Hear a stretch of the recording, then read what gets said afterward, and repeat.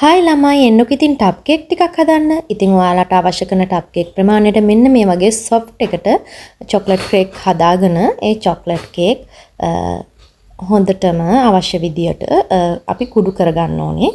මෙන්න මේ විදිහට තමයි.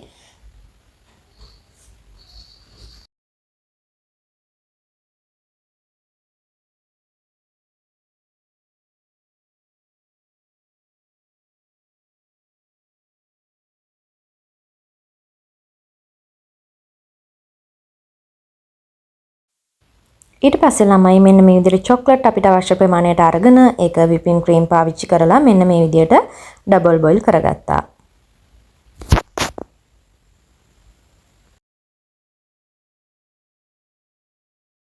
ඊට පස්සේ මං කරේ මට ටප් කේක් වල මැද ලේයර් එකට මම අයිසිං නෙමෙයි පාවිච්චි කරන්නේ. ඉතින් විපින් ක්‍රීම් තමයි පාවිච්චි කරන්නේ. ඉතින් මගේ ටප් කේක් ප්‍රමාණයට අවශ්‍ය කරන විපින් ක්‍රීම් ටික මම සකස් කරගත්තා මේ විදිහට.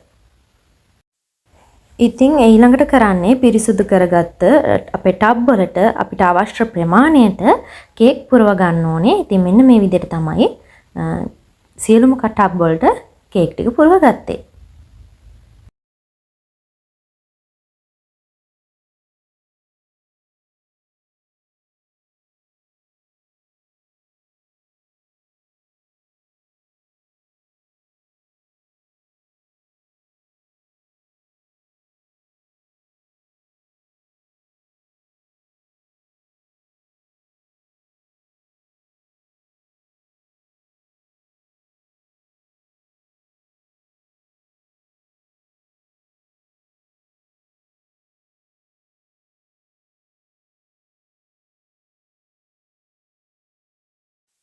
ඊළඟට පුරවගත ටබ් කේක් වලට විපින් ක්‍රීම් ලේයර් එකක් මේ විදිහට දාන්න ඕනේ.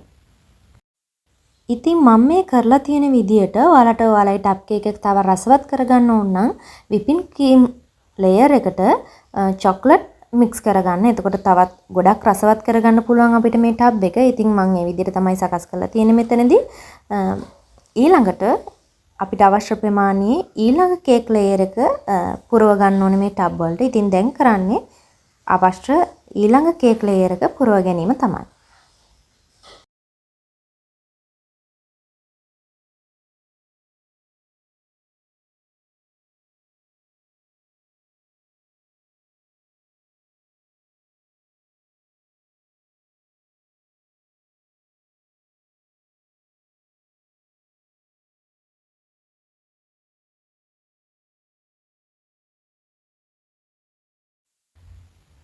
දැන් අපි කරන්නේ ටබ් කේක් එකේ අන්තිම ලේයර් එක සකස් කරගන්න එක.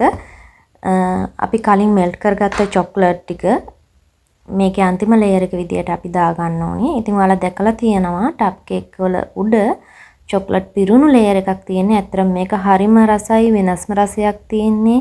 කන්න ආස හිතෙනවා. අපි හොඳ ඉන්ග්‍රීඩියන්ට්ස් දාලා හොඳ විදියට හැදුවොත් ඇත්තටම මේක කියා ගන්න බැරි තරම් රස ටබ් එකක්. ඉතින් කාපු අය දන්නවා මේකේ රස කොහොමද කියලා. ඉතින් මේ විදිහට තමයි අන්තිම ලේයර් එක අපි චොක්ලට් ටබ් කේක් එකේ සකස් කරගන්නේ.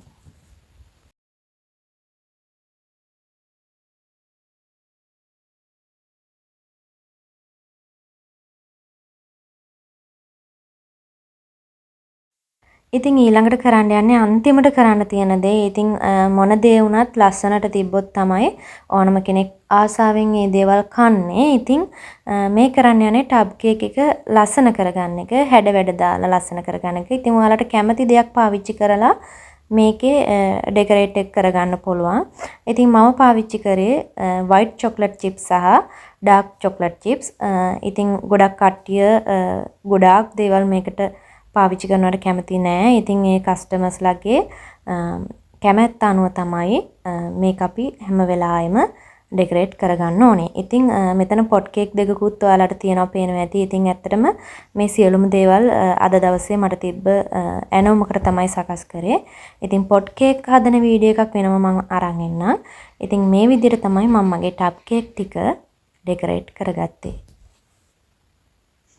ඉතින් මම හිතනවා මේ වීඩියෝ එකෙන් ඔයාලට යම්කිසි දැනුමක් ලැබුණා කියලා. ඉතින් ටබ් කේක් හදන්න බලාපොරොත්තු වෙන කෙනෙක්ට, ව්‍යාපාරයක් විදියට මේක කරගෙන යන්න කැමති කෙනෙක්ට ඉතින් මේකෙන් ගොඩක් දේවල් ඉගෙන ගන්න තියනවා කියලා හිතනවා. ඉතින් තවත් අලුත් වීඩියෝ එකකින් හම්බ වෙනකන් ගිහින් එන්නම්. හැමෝටම සුබ දවසක්.